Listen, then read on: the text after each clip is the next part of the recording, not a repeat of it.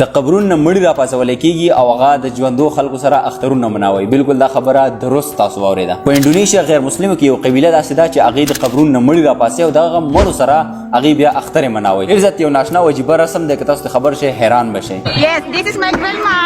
په انډونیشیا کې یو صوبه ده هغې ته ویلی کېږي سلاویسي او په هغه ځای کې بیا یو علاقه ده هغې ته ویلی کېږي تورجا. چې کوم دغه رسم دیو مناوي هغې ته ویلی کېږي منین. دا رسم د راروانه میاشت یعنې د سپتمبر په میاشت کې دیو مناوي. انډونیشیا دغه غیر مسلمه خلک په دې رسم کې دا چل کوي چې د سپتمبر په میاشت کې خپل مړي د قبرونو نه راوباسي او د هر یو مړي سره مختلف قسم رویه دی کوي او دې ته دیو دا خپل اختر وایي. دغه مړي چې کله دیو راوباسي نو د هغې له میک اپ والا راوستی بیوټي پارلر او هغې له په دې باندې میک اپ وکړي کپړې ورته واچي او قسمه قسم د هغې ډول سنګار برابر کړي. مختلف کسان مختلف طریقې سره دیو ټریټ کوي. اوس چې بزرګان یې هغه په مختلف طریقه ټریټ کوي چې ماشومان یې د هغې څخه بوډیګان ږدي. که چېرته کې ښځه او خاوند وفات شوي نو هغې له د واده جوړې راوړي او هغې ته هغه جوړې ور واچوي بیا ورسره خلک تصویران وباسي.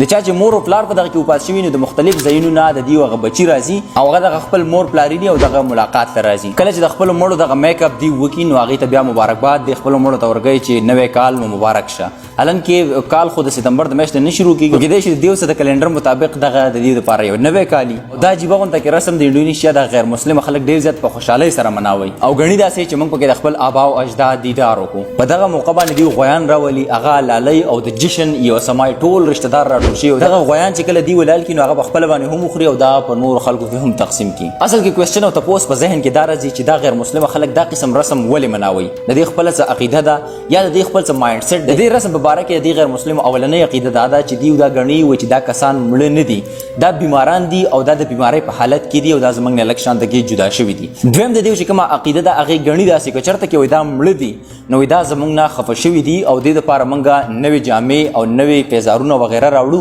چې دیو خوشحاله شي.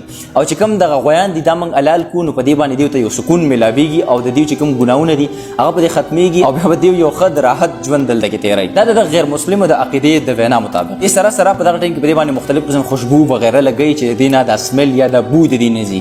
کله چې دا کسان واپس د خپل مړي په قبرونو کې ښخوي نو دغه ټایم کې ورسره یو عجیبه یو کار کوي. دا چې کوم خپل ماشومان دي ښخوي نو هغې سره دا چل کوي چې د ونې نه ورلا خاښونه راکټ کړي او په خاښونو کې دیو د ماشومان خپل راټول کړي او هغه بیا په دې قبر کې ښخ کړي. عقیده په دغه ځای کې دا ده وایي چې دا ماشومان د دې ونې یو حصه جوړه شو او موږ به دې ونې ته ګورو نو موږ به محسوسوو داسې چې زموږ ماشوم همدا ونه ده. د ښخولو وخت کې یو بله دویمه عقیده دیو دا ده دیو چې کله واپس د خپل مړي ښخوي نو دوی د لاس په قبرونو کې دغه شانته کېږدي او د دې مطلب دا دی چې دا به موږ دپاره هم دعا کوي او د ځان دپاره به هم دعا کوي او کله چې دوباره موږ دیو روباسو نو په دې طریقه باندې به موږ ته ویلکم هم کوي. د انډونیشیا کرسچین دی او غیر مسلمه دي دغه یو عقیده ده چې خپل مړو سره دغه شانته کې اختر هغې مناوي. د غیر مسلمو داسې قسمه رسمونه چې زه په خپله باندې وینم نو د الله تعالی نه لاک لاک شکر ادا کوم چې یا الله پاکه شکر الحمدلله الحمدلله ثم الحمدلله چې زه تا مسلمان پیدا کړی یم. داسې غیر مسلمو خلکو باره کې ستاسو خپله څه رایه ده هغه راسره هم کمنټ کې شامل کړئ. انشاءالله ملویږو نوي ویډیو کې تر هغه د ما مامیا طرف شاته راکړي اجازت د الله په امان.